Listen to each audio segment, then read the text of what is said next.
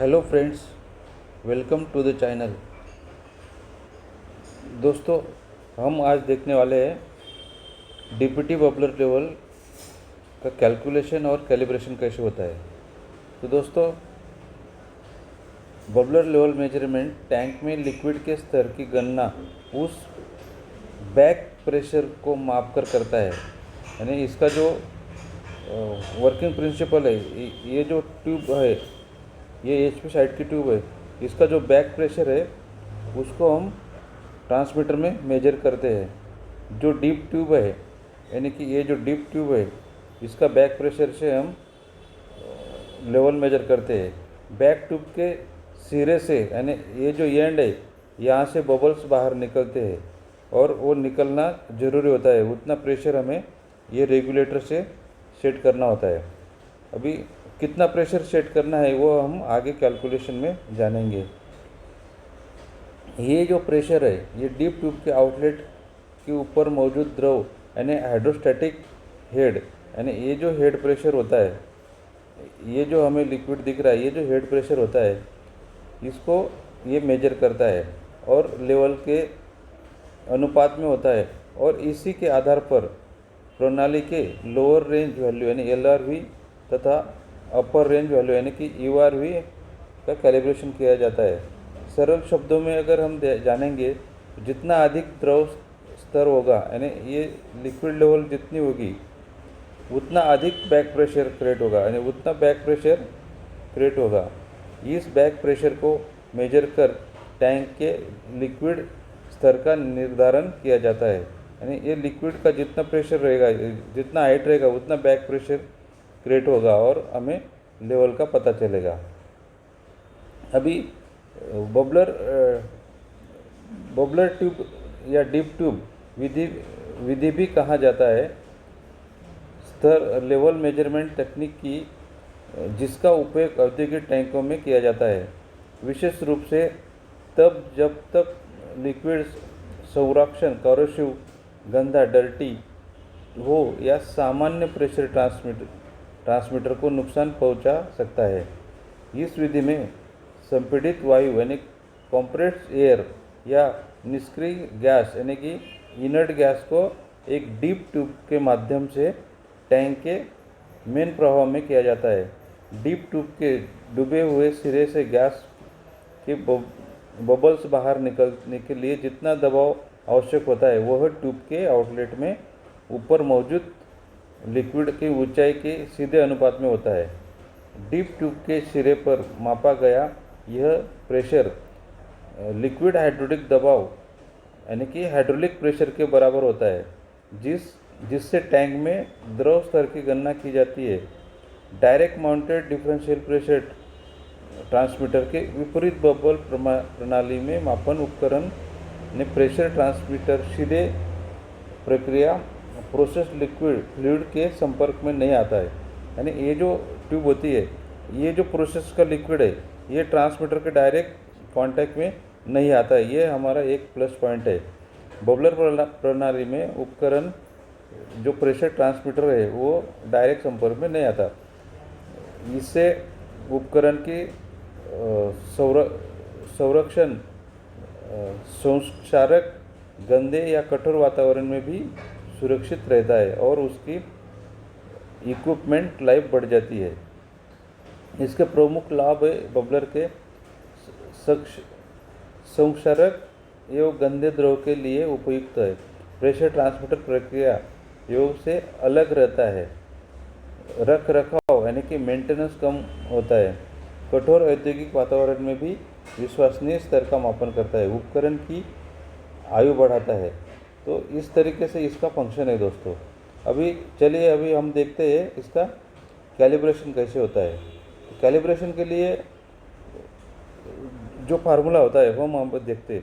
तो देखिए दोस्तों, ये जो इनर ट्यूब है, ये जो डीप ट्यूब है, ये यहाँ तक है, यानी कि ये इसका 0 है। और ये जो मार्किंग देख रहे हैं हम, यानी कि यहाँ ये 100% है। तो ये 0 और 100 के जो डिस्टेंस है, ये 100 इंच है। यानी कि ये जो हाइट है, ये 100 इंच है। तो हम ये जो प्रोसेस लिक्विड है यानी कि ये मटेरियल है, इसका स्पेसिफिक ग्रेविटी 1.1 है।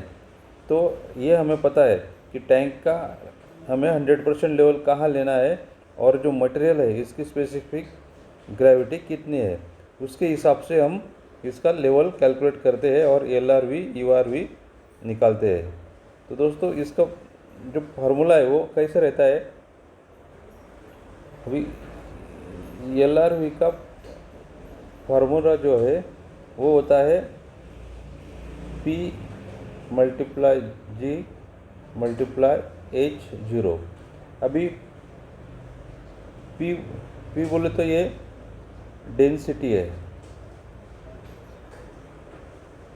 और G बोले तो स्पेसिफिक ग्रेविटी है और H0 यानी कि ये जो वेसल की हाइट है,